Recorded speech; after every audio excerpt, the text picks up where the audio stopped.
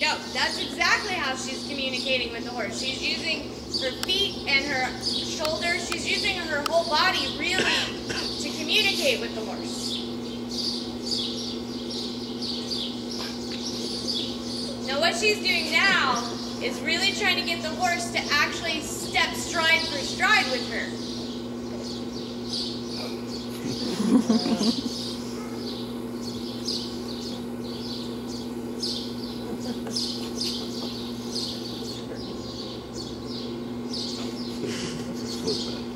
Teach a horse to dance. Yeah, really. I love that. Hey. Sarah said she's like teach a horse to dance.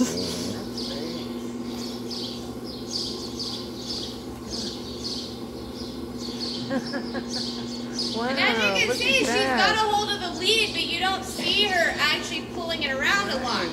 We really try to work the horse's mind, not their heads. Their heads generally don't control their body, their minds do. And so we really try not to pull around on the head a whole lot to give them the direction. Now you'll see her sometimes reach up and touch with her hand. You'll see her reach out with her whip a little bit. You've never really seen her hit her with the whip. We really think of the whip as an extension of our arm just to make our arms longer.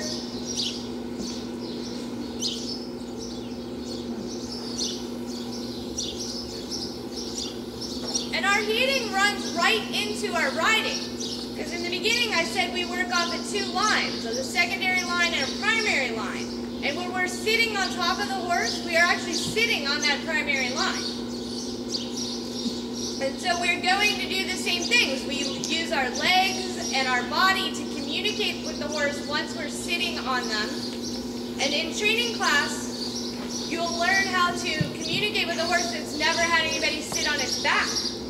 Those are generally the easier ones because they have not a lot of other static in there. What we call static, from where they've been ridden previously, different things have been done to them. Generally, the younger ones are easy because they have no prior understanding of anything. No bad habits. They have no bad habits, yes.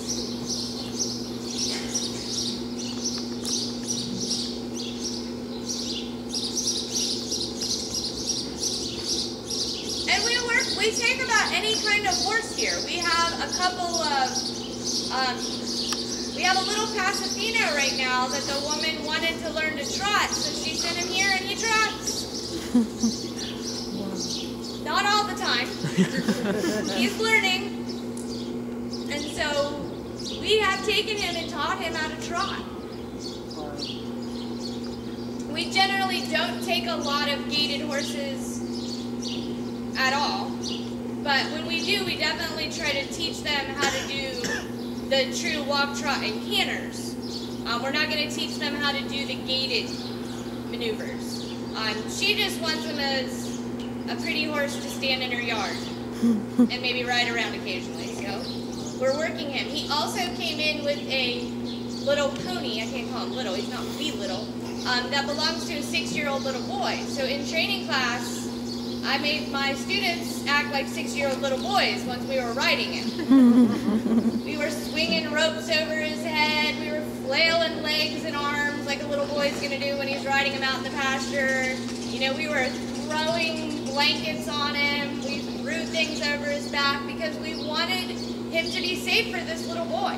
And so not only did we accomplish that with him, but we also, as students, learn how you're going to do things like that. We had a student here who had a horse that had been taught to run on the lunge line. She was a little Arab. They would put her out there every day before they rode her and just run her. I mean, fly. And she could run pretty fast on a lunge line, which was really scary. She was going to take her home and make her a lesson horse, and she's like, Jen, I don't know, you know, what am I going to do if I put a student on her and she's running like that? You know, she was going in riding classes, but we put her in training classes and we worked with her and taught her how to communicate with the person on the ground that didn't mean run. And I would make students go out every day, get on her, I made them ride with their stirrups way too short. I had them screaming and yelling. I had them clamping their leg on and leaning forward like they were scared to death that this horse was going to do something. And by the end of the quarter, anytime somebody on top did something she considered strange, she would actually lower her head, turn and look at her lunger and say, "What should I do?" And the lunger would say, "Okay, you're fine." And she would go, "Okay," and put her head back down. That was walk, trot, and canter. So in a 3-month period of time, we took her from running on the end of the lunge line to where she could actually trot little kids around and canter with little kids on her back.